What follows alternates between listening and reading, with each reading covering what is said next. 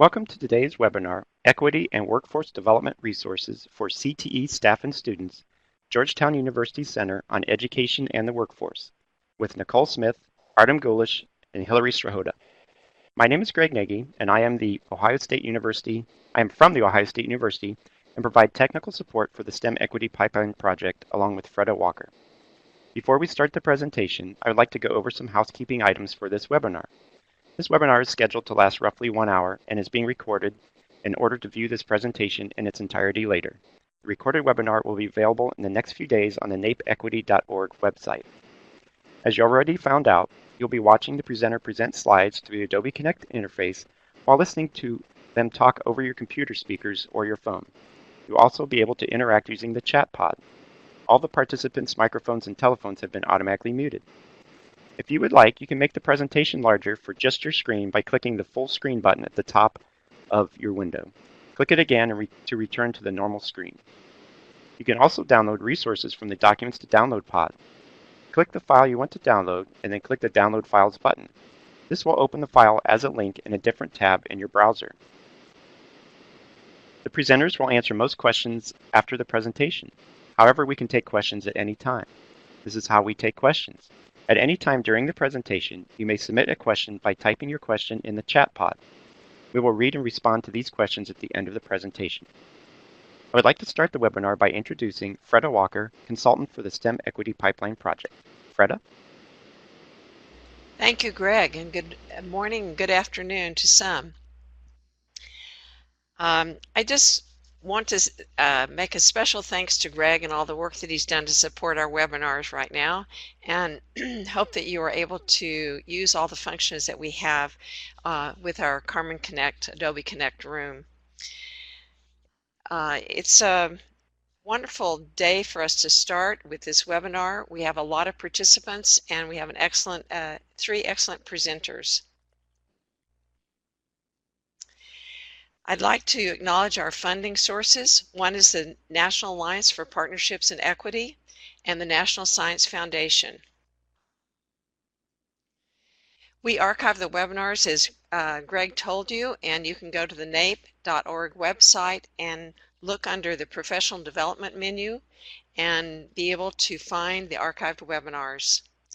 There are a lot of good webinars that we have done over the past year, so go and look at those and take advantage of the information that's there.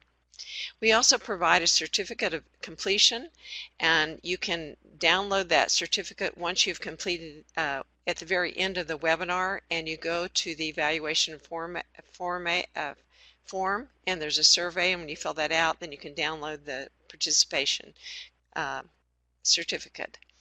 Also remember that you can download the resources that are here today. There are two of them. One is the handout for today, and I just want to tell you it has all the basic information from the webinar. It has the contact information for the presenters. It has all the links that they are going to share during this presentation and additional ones. So be sure and download that and have it available after the webinar. And then there's also one that has the NAEP services. It's an overview that you can download.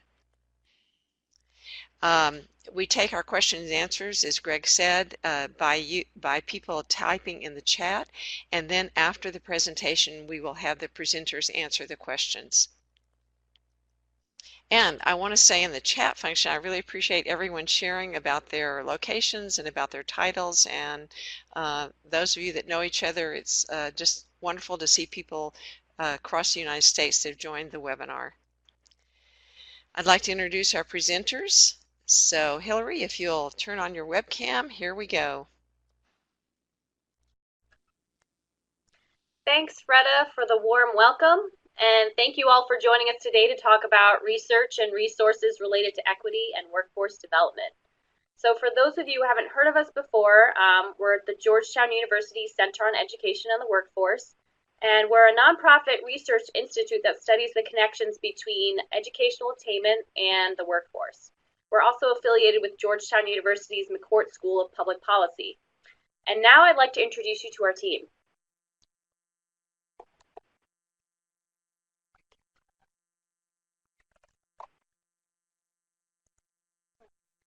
Okay, So first we have Dr. Nicole Smith, who's our Chief Economist and Research Professor. Nicole leads our econometric and methodological work and will be discussing the impact of structural change on the economy and some diversity issues. Next is Artem Gulish, who's our Senior Analyst. Artem studies workforce trends and areas of growing career opportunities. Artem will talk to you about the growing complexity of career pathways and the growing sources of opportunity in the job market. And as for myself, again, my name is Hillary Strahota, and I'm the Communications Director here at Georgetown CW. And I work with our economists to distill our research into stories and resources for the public so that they can understand the trends in the economy as they connect to education. So, as you can see from our agenda, today we hope to accomplish 3 goals. You may be wondering, what is structural change? And how have education and training evolved to meet the growing demands of today's labor market? I'll get things started with an overview of what Georgetown CEW has to offer you. So, in addition to the research we conduct, we also create several resources, and all of these are available for free on our website, cew.georgetown.edu. So if you visit there, there are a couple core areas where you can find publications, which will list all of our reports, but we also have several tools. We have some interactives, we have webinar recordings, infographics, other resources, videos, you name it. So it's a great place to go to really understand some different ways and career pathways available to you, things related to equity, and all the different sectors available in those types of trends.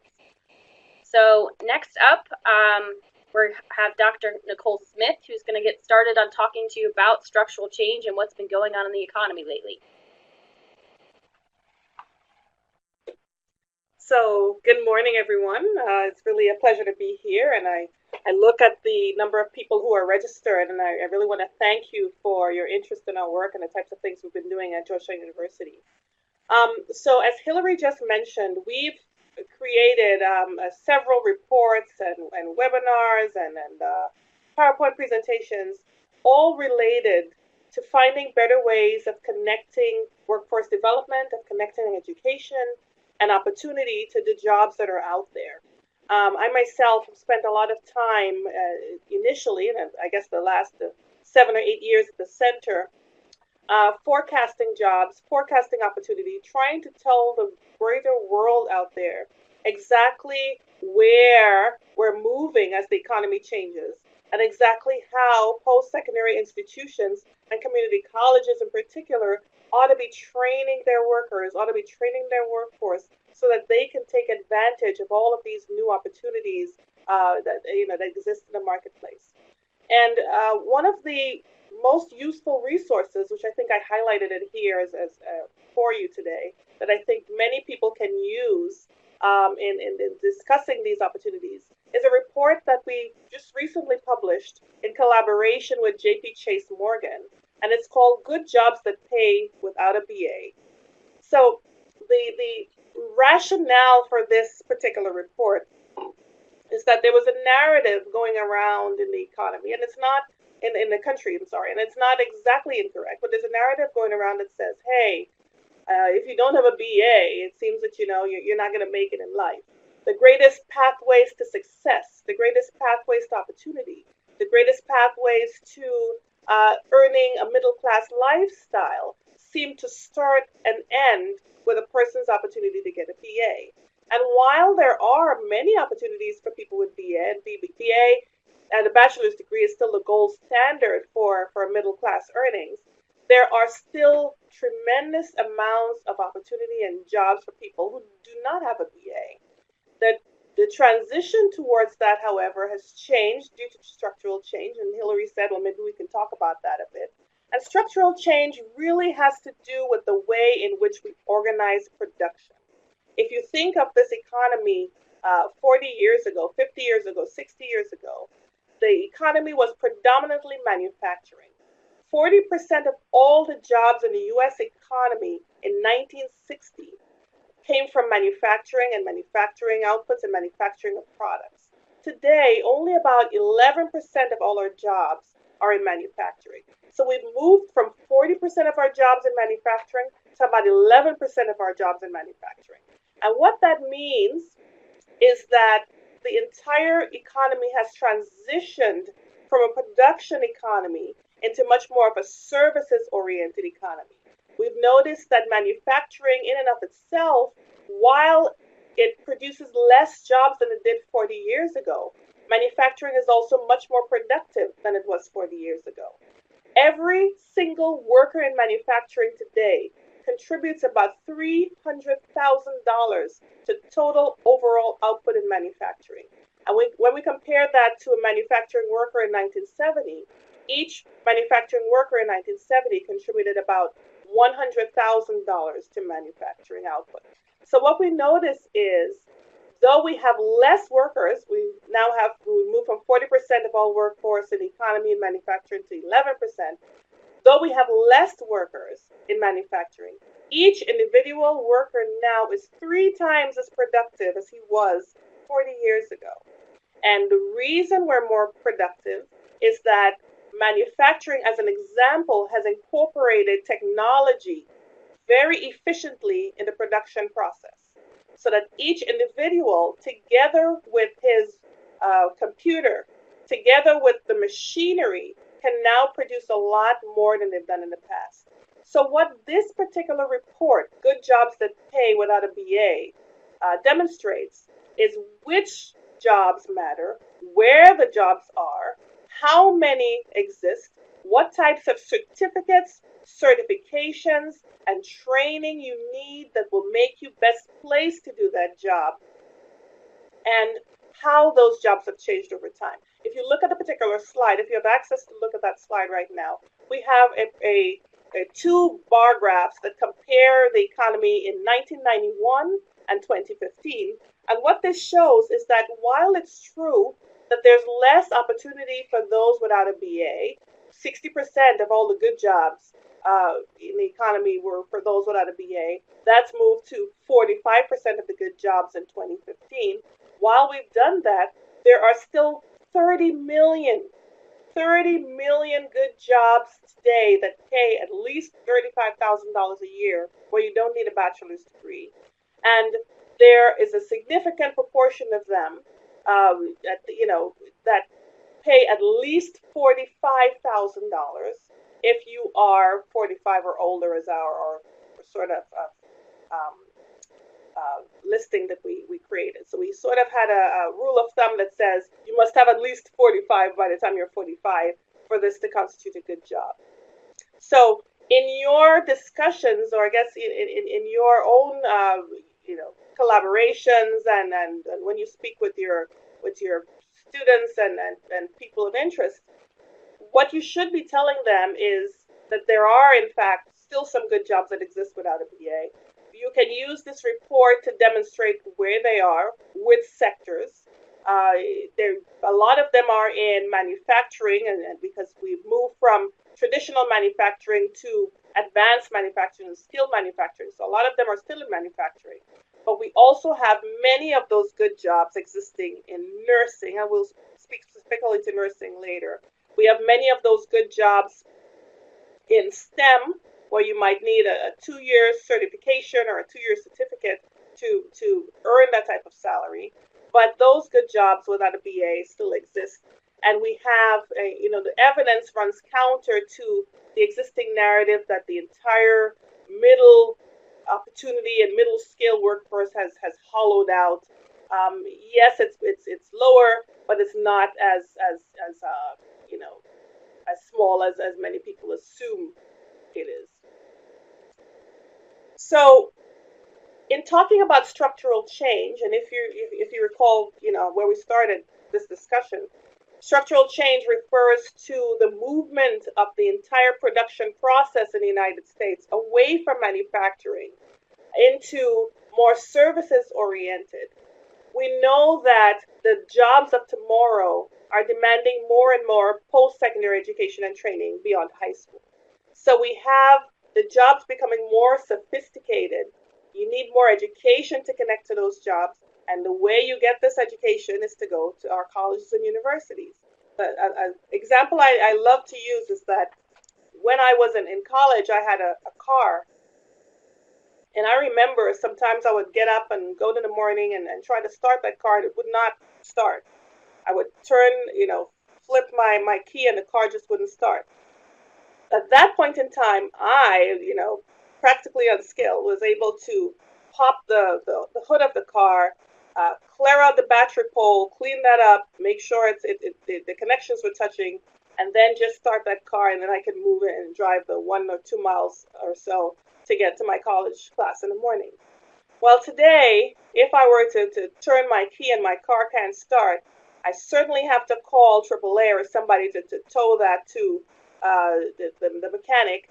When you flip that hood, most of the things under there are unrecognizable to me. I mean, I probably can tell what the battery is, but the car has transitioned today. I'm not going to tell you how many years later, ever since I was in college, but to almost a mini computer.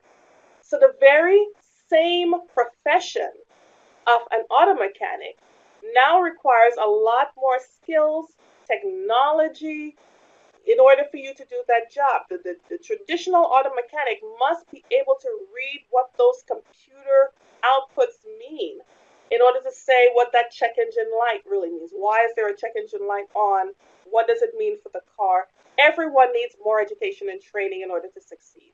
But what has happened is that in us channeling more and more Americans to post-secondary institutions, we have managed to create this very distinct and bifurcated system that channels whites and white students to our most selective colleges and universities, and then channels our minority students and Latino students and African American and Black students to open access schools.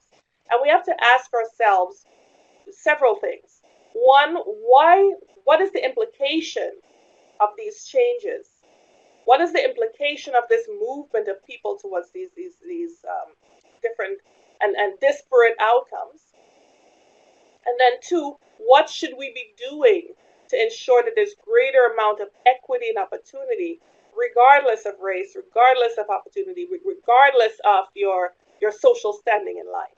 So the separate and unequal piece that we're highlighting here really shows that of the last 15 to 20 years, we have this bifurcation of the secondary system, maybe of their own accord, because people are moving that way by choice. But in so doing, outcomes differ. Outcomes differ because open access schools traditionally have had a harder time graduating students on time, have had a harder time of creating the types of programs required in order for you to transition. So this is a concern that we are not contributing towards this bifurcation by inadvertently also tracking certain students of certain socioeconomic backgrounds into the types of programs we think they might be best suited for, instead of trying to figure out what's best for their personal development. So this is our second report that's separate and unequal.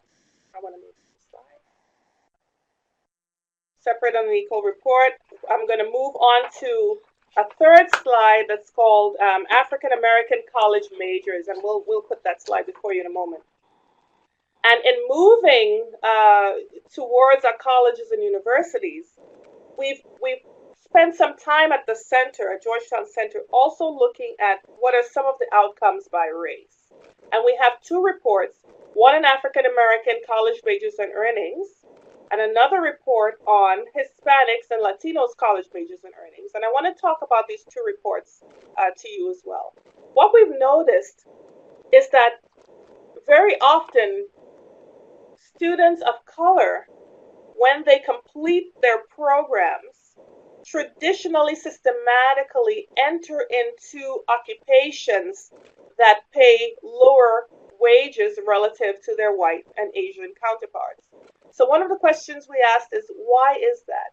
We've relied on a lot of work by Blau and Kahn and these types of economists looking at wages and opportunity and trying to isolate some of the reasons for these differences in wages by race.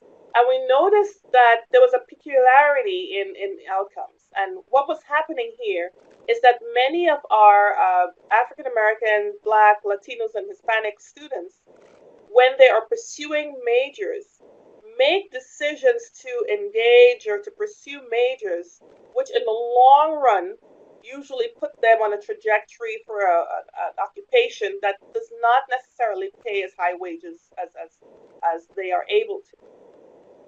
So we have a situation where we have a systematic decision or tracking of persons of color into what we'd like to call caregiving occupations, maybe occupations that involve students who want to become community organizers, community development types of professions.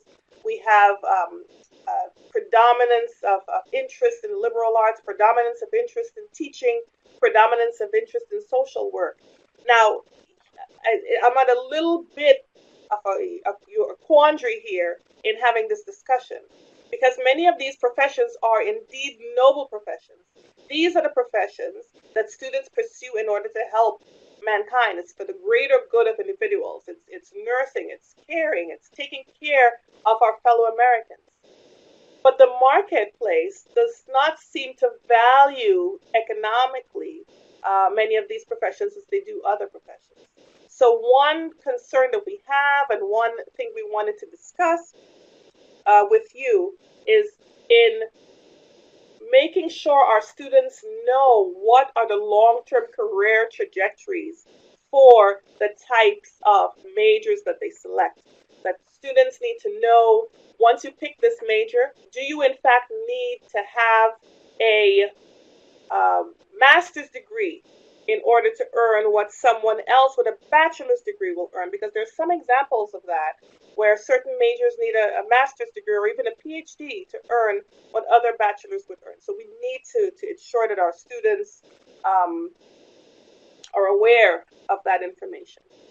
The following slide that you're looking at right now provides a synopsis of what I think are some of the most pertinent reports right now that you can have access to once you leave. Remember, we are on we are on cew.georgetown.edu, and some of these reports are separate and unequal.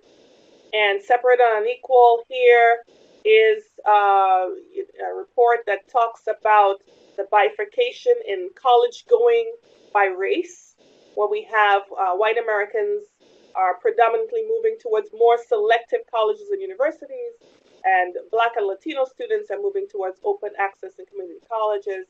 We have a report on Hispanic and African American wages and earnings. In the bottom, the one that looks like the brain here with the green background, that report is called Learning and Earning, Learning While Earning. It's a working learners report. It talks about the fact that close to 70% of all our students are working and learning at the same time. They're going to school while taking on a job. How that's changed over time, and what are the implications, why it's making it harder and harder for our students to graduate on time. What's it worth, and the economic value of college majors. The last two reports are extremely important because these two reports take a hard-nosed approach at letting us know exactly what the pay opportunities are for some of the majors that people pursue. In a few years ago, the American Community Survey attached a question that identified which majors people were pursuing once they did their bachelor's degree. And what we were able to do is to look at those majors, track those majors into particular occupations, and then track those people using the American Community Survey over time to see, well, how much are you earning? And, you know, some of the outcomes are indeed extremely interesting. Some of them conform to expectations. You, of course, expect some of the STEM majors to earn more than everyone else. And of course, you expect some people who major in education or major in social work to earn a little bit less. I think what's a difficult conversation to have, but one that must be had nonetheless, is that, if some majors don't pay as much, people need to be aware of that, even if they choose to still pursue them because they have interest and values into doing that type of thing. I think whenever we take majors and we line them up by wages in a totem pole, and you put the highest in the top and the lowest in the bottom, people automatically assume that high wages means good and low wages means bad, and therefore Georgetown University is advocating that no one studies Shakespeare. So I'm gonna put that theory to rest. We're not saying that, but what we are saying is that this information ought to be made available. If we know that certain types of majors on average pay less, and we have a systematic movement of women or minorities into those occupations, those majors, we have the systematic movement of women or minorities into those occupations, that information should be made abundantly available. Everyone should be aware of it. We should be discussing what are the long-term career pathways that these people should pursue outside of those majors, and to make, all of this information as transparent as possible. So at this point, I'm going to turn over to my colleague, Artem, to continue the discussion. Thank you so much for your time. Thank you, Nicole. Hello, how's everyone?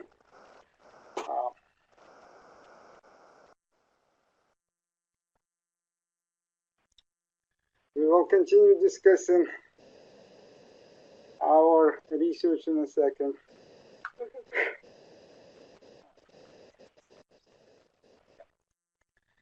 Okay, so Nicole talked a little bit about this, but let us discuss this a little more in terms of what happened, what is driving many of these trends.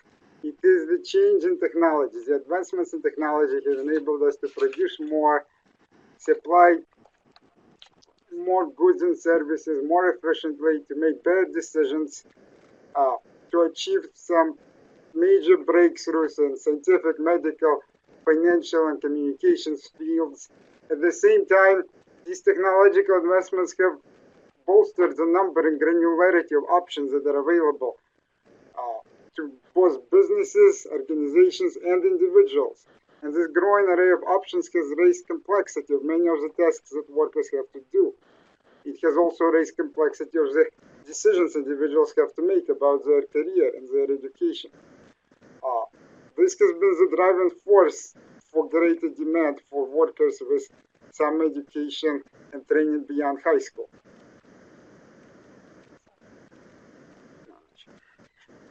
There has been a major shift in job creation since the second half of the 20th century. Production industries such as manufacturing, construction, natural resources employed nearly half of the workforce in 1947. But by 2016, they employed just 19% of the workforce. On the other hand, high-skill industries such as healthcare services, consulting and business services, financial services, education, and government services accounted for 28% in 1947, but now account for 46% of the workforce. This has been accompanied by two waves of automation, and we are possibly now in the third one. So since the 1980s, manufacturing jobs have been automated, and there has also been globalization and movement of manufacturing jobs. This is the wave that most people are familiar with, and it has disproportionately affected men. There was also a second wave starting in the early 2000s that disproportionately affected women and has automated many of the clerical office jobs. This has been a result of the movement of information from primarily storage on paper and analog forms like video and audio tapes to digital storage. By 2007, 94% of the world's information was stored digitally, whereas before then, for basically the entirety of human history, vast majority of information has been stored on paper. As a result, demand for file clerks, mailroom workers, post office clerks, travel agents, and administrative assistants has declined substantially. And the third wave that we are now potentially in, is retail. Retail sales is the biggest occupation in the country. And retail industry has lost 23,000 jobs over the past year, with many store closures. I'm sure you've heard of Sears, Kmart, JCPenney, Macy's. They've all been closing stores this year. On the other hand, this is driven by increasing rise of non-store retailers, especially e-commerce portals like Amazon, which have added 35,000 jobs over the same time. In other words, we are living in a dynamic, fast-paced economy where the jobs are changing, what students and workers need to know is changing, and it is something that educators need to keep up with. Many learners, especially those with little or no work experience, have to make these life-altering decisions under a cloud of uncertainty about how their choices will affect their career outcomes, the path to reach those outcomes, the likelihood of success, and whether their career will line up with their abilities and preferences and interests. So this slide demonstrates how much complexity has changed. Back in the 1950s, there was only 270 occupations to choose from, but by 2010 that has grown to 840 occupations. The number of post-secondary programs has quintupled. The number of colleges and universities has grown. In other words, the number of decisions that people have and the number of options has increased substantially. And as Nicole mentioned, it's not simply that more is better and that there are just some very limited number of choices. There is a major granularity to choices, and that granularity affects how well people do. The implosion of information since the early 2000s has given rise to big data and machine learning algorithms. And together these have supported creation of new information and guidance tools, which have allowed consumers, businesses, institutions, policymakers to benefit from experiences and outcomes of people in different spheres of life. The period we live in now is called information age for a reason. The amount of information we generate and collect has been growing exponentially, and we find increasingly useful ways to leverage that information to make our lives more effective and productive. Digital maps, for example, on our phones and in our cars not only show us where a restaurant is and give us directions to get there, they also give us information on the hours, the menu, when it's open, shows the reviews and rankings from previous diners, and what else is around it, and help us navigate there.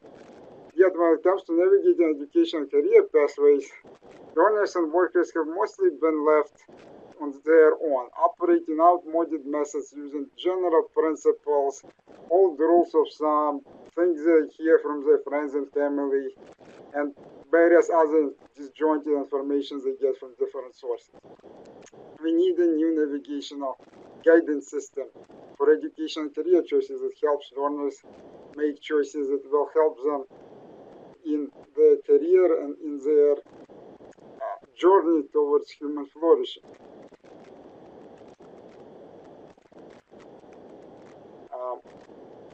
There have also been new credentials and new providers and new delivery models, which have further added to the growing complexity. The old rules of thumb that basically stated as long as you go to college, get good grades, and get a job, then that's all you need. Those are no longer enough. We have new principles to follow. On average, more education still pays more. But what someone makes depends on what they take. And a major in early childhood education pays $3.4 million less over a career than a major in petroleum engineering. In fact, sometimes less education in a right field is worth more than more education in a field that doesn't line up with one's interest. For example, 30% of associate's degree holders make more than an average bachelor's degree holder. And some programs are the same in name only. It really depends on the specific curriculum and the demand in the local labor market as to what an individual can expect based on taking a particular program.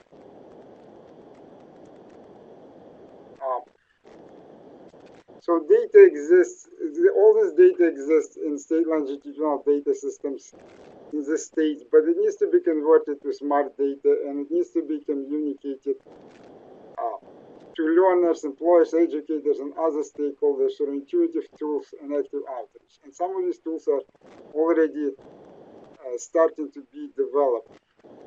And this is what we discuss in our report on career pathways. And the 5 ways that states are using these tools to help learners, employers, and educators to make better decisions using this guidance. However, while post-secondary education has become the chief arbiter of access to the middle class, college graduates still make $1 million more over a lifetime than high school graduates. Many young people are still not enrolling in college. And as Nicole mentioned, it's not necessary for everyone to enroll in college. However, many people are not choosing not to enroll. They're just not graduating high school, or they're not receiving the adequate preparation in high school that they need in order to do college level work. Even at the entry level to the post-secondary education, we can already see racial and ethnic inequalities present themselves. As you can see in the slide, white students graduate high school at higher rates and enroll in college at higher rates compared to Black and Latino students, as do Asian students. Also, as Nicole mentioned, large share of Black and Latino students enroll in open access schools. And on top of that, many of them start out behind due to poor preparation in high school. Not only 38% of Black students and 36% of Latino students have to take remedial coursework compared to less than 30% of white students. And some of these students may get stuck in that remedial English and math classes for years without making any substantive progress in their programs.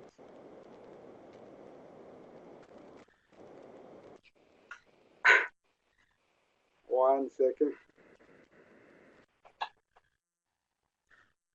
So another area we look at is areas of opportunity and growth in the labor market. And in general, this will not be a surprise to most of you.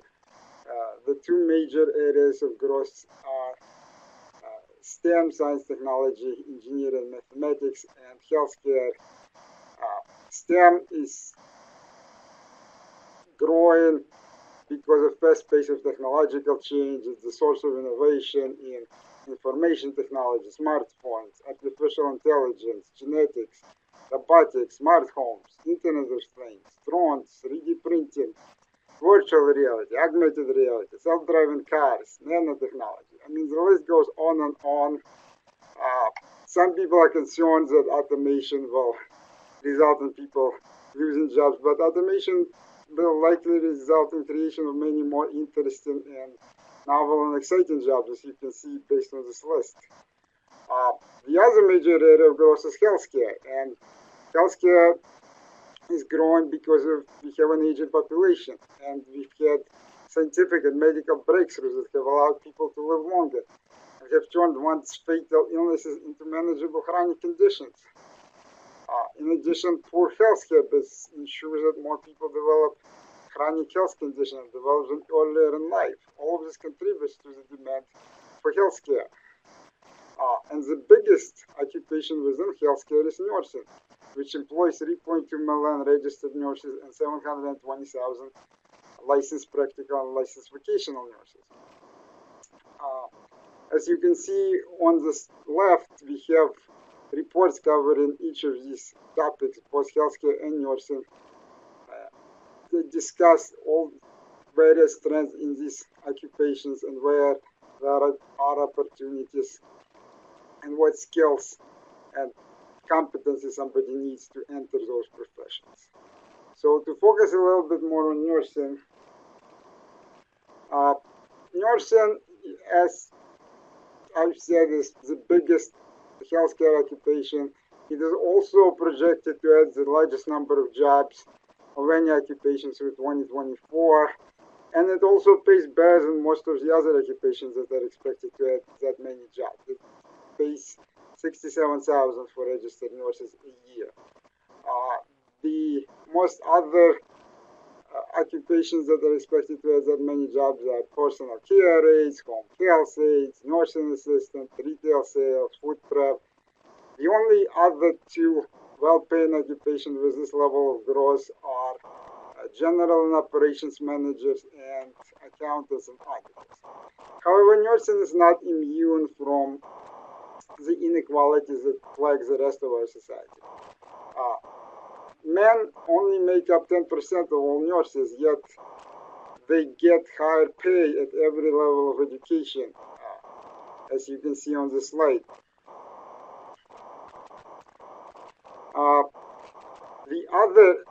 The other area of inequalities is racial and ethnic inequalities. Especially for Latinos, they make up only 7% of registered nurses compared to 16% of the U.S. population.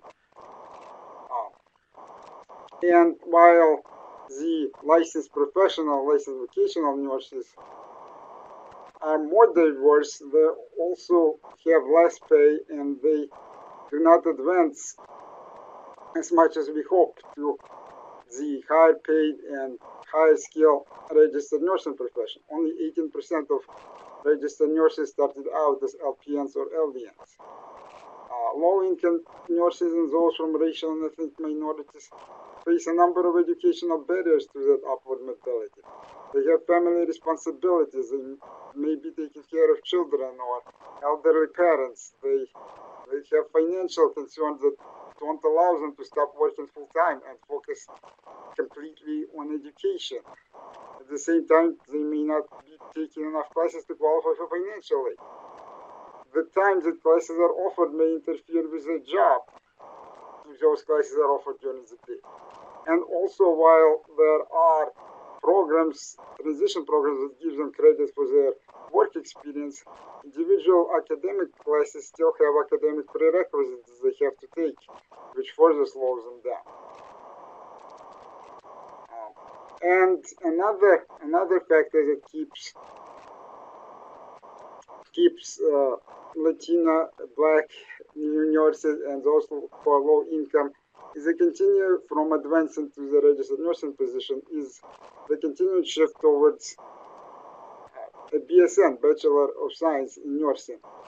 Twice as many registered nurses now have a BSN as have an associate's degree. And while this shift has raised prestige of the profession and helped ensure that nurses are highly qualified to deliver high-quality care, it also has risked leaving Black and Latina nurses behind.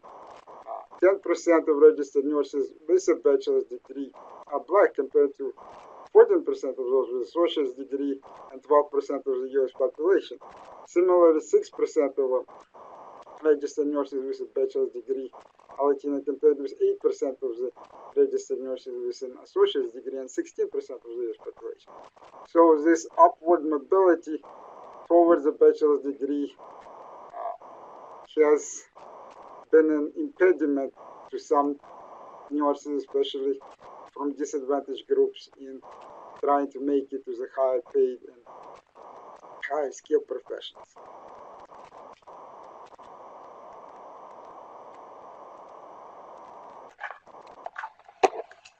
Okay, thanks so much, Artem, and just want to thank you all for joining us today for the webinar. As you can see, we covered a lot of ground. I think the main takeaway here is how important your field of study is, whether you're pursuing a 2-year degree or certificate, an associate's or a bachelor's degree. Having the information to understand what your potential earnings would be, what occupations would be available to you, is going to be really important as people are trying to prepare for their next step ahead in life. At this point, I'd like to turn it over to the question session. And I guess the last thing I want to say before we start the question and answer period is we have a really valuable tool on our website. It goes through 137 and compare different major earning groups and within the state. So it's a really valuable career and college planning tool, just so people are more aware and informed about what opportunities are available to them. So now on for the question and answer session. We will take a look at what we have, and Nicole will start answering some.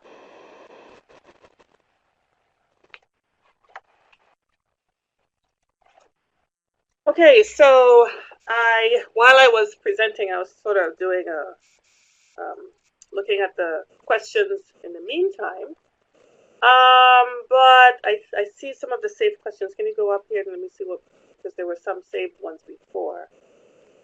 It's a little bit higher.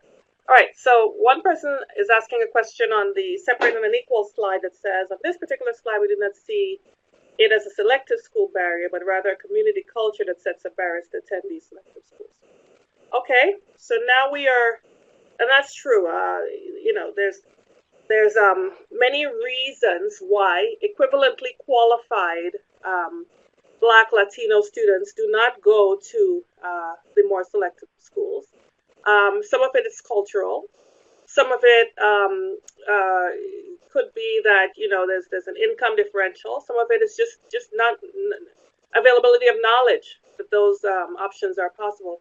There's an economist by the name of Caroline Huxby who took information on performance and skills. And I always want to talk about that because people get really sensitive about looking at these disparities in college going, especially when we start looking at it by race. So what Huxby did is she took SAT scores and equivalency and entrance scores, which tells us something about merit. And she's found that systematically, even the best scoring and the top percentile Black and Latino students do not go to the better schools, the more selective schools, the schools that have the earnings outcomes. And that's mostly due to just lack of information and lack of knowledge, just not understanding that they can get financial aid, they can get grants, they can get, you know, the types of loans required to go to these places, institutions. There is a tradition and a culture, cultural bias that you know works at loggerheads with these goals. So you know, what we need to do is to decide on whether we are satisfied with the existing status quo and therefore do nothing, or if we want to recognize that there's some institutions where the percentage of minority students going is like 8%, 5%, 6%, and certainly not reflective of the population percentage. So if we want to get, you know, much more equity and opportunity across the board, then we have to recognize that very often some qualified students by race and this type of outcome also occurs for women, where women make these types of decisions. We need to make sure that that we counsel them adequately so that they can be optimal. There's another question here that says, where's the data to support this claim? Latinos, college majors, and earning slides. So good question. I would encourage you to take a look at the report where, you know, we provide the information and the data. Most of the data we use are from nationally available survey data. In this particular report, we spent time looking at the American Community Survey, census data. We also look at, sometimes we look at NCES data that's available, you know, that gives us information here. So if you look at the report, you're going to see that equal access to workforce is not based on race, but on skill, of course. But the skill gets you in there. But when you notice a systematic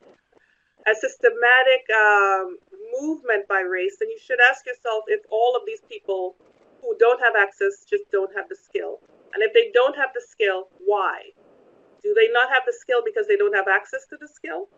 Do they not have the skill because they are unaware that that skill is going to give them that type of preferential access. We ask ourselves why they don't have the skill without assuming that maybe some people just don't have the skills because they don't have the skill. Another question here, a recent report is bringing to light the shortage of minorities in teaching. Would you discourage them because they will never pay their student loans to support a family if they become a teacher? You know, this is a very, I would say, high road question to take. Usually the people who are most comfortable with telling you don't pay your student loan as long as you get, you know, benefit from personal satisfaction and utility from that particular job are people who are able to pay their own student loan. The concern here is that you can't write off a student loan if you become bankrupt. It's not possible. And as much as we have all of these noble goals of wanting to you know, make sure that everyone else is doing good, and we want to make this world a better place and heal the world and loves and hugs, at the end of the day, you have to take care of your family, and that's your first responsibility. So know that the answer is certainly not to discourage everyone from becoming teachers because they wouldn't be able to pay their student loans. But you have to tell them that if you become a teacher without your, you know, you have to take these certifications, we have to do this master's degree, and you have to look for these opportunities that will give you that earning so that you can take care of your children. Because as much as you are successful in you know, in helping everyone to get to their emotional outcomes, if you think of Maslow's theory of the hierarchy of needs, if you can't provide food and shelter for your children, you're also doing them a disservice. I think that's it for our my questions, and I'm going to move on to Artem's questions. The first one, I skipped one of them. Diversity initiative side, state dollars versus private dollars, that's a difference. State allocations funding is tight. Certainly, I mean, the notion of state allocation became even more apparent during the recession. So what happened during the recession is we found that particularly for state schools, they had much less access to funding from the government.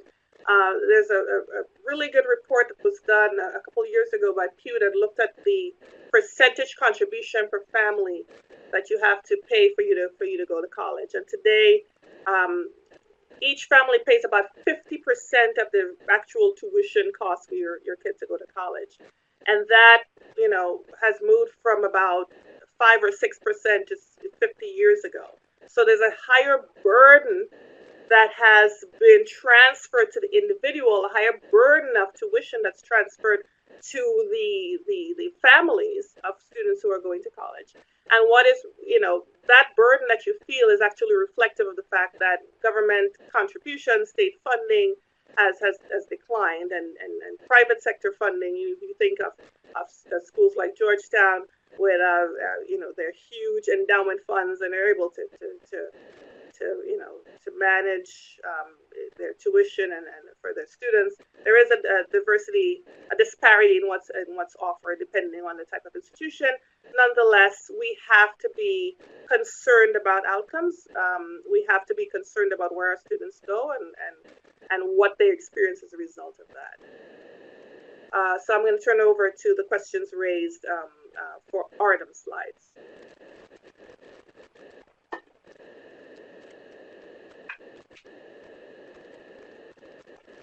Thank you. Okay, so the first question is on career pathways in today's economy, and the question is, do you get the number of occupations from BLS? BLS stands for Bureau of Labor Statistics, and yes, the number of occupations are based on those recognized by the U.S. Bureau of Labor Statistics. The next question says, with so many options and decisions, what programs and resources can support families, especially parents who haven't attended college and don't have STEM careers, understand and support the children make informed decisions for academic and career tests? Good question. So we highlight there are some state tools. Some states have used the tools to create, use the information from state longitudinal data systems to create tools to help children and parents and learners and workers to make decisions. There are also some career counseling and academic counseling organizations, and there is career counselors in colleges and academic counselors in high schools. Granted, they mostly have a substantial workload to be able to answer everyone's questions. During the previous administrations, they have tried to make some of this information available. The college scorecard, which has been released by the Department of Education, has looked at some of this. The Department of Labor has different tools that are specific for different groups, students and those who are transitioning between careers. Having said all that, the really sort of universal type of tools with the kind of granularity that we would like, they don't exist yet. But we are making progress towards that, and especially at the state level, a number of states are moving in that direction. Next question about the enrollment. How are you defining college? Well, in that particular slide, we are talking about accredited 2- and 4-year institutions. The CW have any reports or studies on women's earnings and in technical occupations?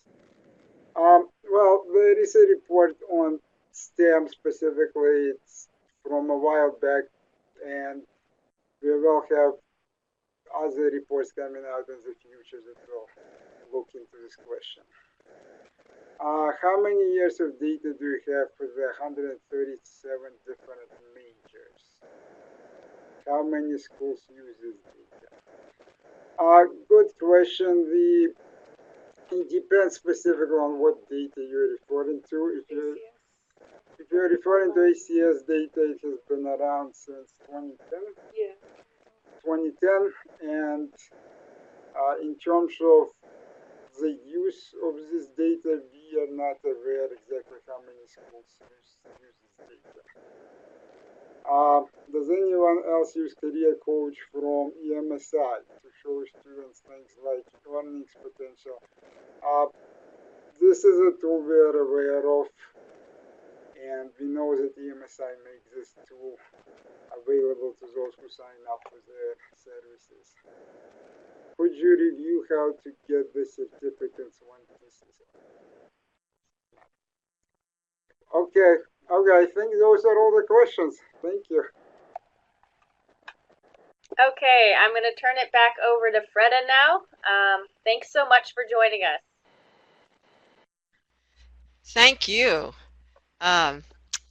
I just want to go over a few things to begin with. Is that we have, when we get to the next, to our actual end of the closing, which will be in a minute or so, you'll be able to download the PowerPoint. It's in a PDF form, so that will be there. And also we had a question about the certificate, and when you complete the survey at the very end of it, it will allow you to download the certificate of completion. So I just want to remind everyone at the NAEP website, naepequity.org, that you can go to the virtual learning community and find a lot of resources. Also that we have our National Summit for Educational Equity, April the 16th through the 19th at the Hilton Crystal City. Please save the date, sign up and go. It's one of the best conferences you can attend during the year. So please take a team and go there. We also have a lot of toolkits from NAEP, and you can see that they're if you go onto the NAEP website, you can look at each of these toolkits, and they have a lot of resources that can be used in classrooms, anyway, in your teaching and instruction. Also, we have infographics, just like the center has some infographics that you can download, and those are listed on the handout. So be sure and look at the handout so that you know which ones that the center provides for you. You can also get these different ones from NAEP. I bought a bunch for the rural school where I work, and they're up in the schools right now. So the principals were delighted with them. I want to thank all the participants that came today. We had a good turnout and lots of good chatting, good questions. Also to our presenters from the Center on Education and Workforce, Hillary, Nicole, and Artem. And I just want to thank again Greg for all the work that he's done. It's been a pleasure for me to work on the NAEP webinars. So let's move to the ending and closing. And when you look here, you'll be able to see that in the documents to download, you can now see the webinar PDF. You can also see that there are also different links that we have if you need them. And Greg is going to conclude now, and he will provide you with the survey. So thanks again. It was a great webinar. Okay, I'm going to load the survey link for you. So by me clicking on this button, for most of you, it should open in another tab in your browser right now. If it doesn't, I will also put the link in the chat room and you can use that. And or if you don't have time right now, I'm also going to send an email with the link in it so that you will be able to fill out that survey for us. And I believe that's it. So we thank you very much for coming to our webinar and all our webinars. And that's the end of the webinar. Thank you.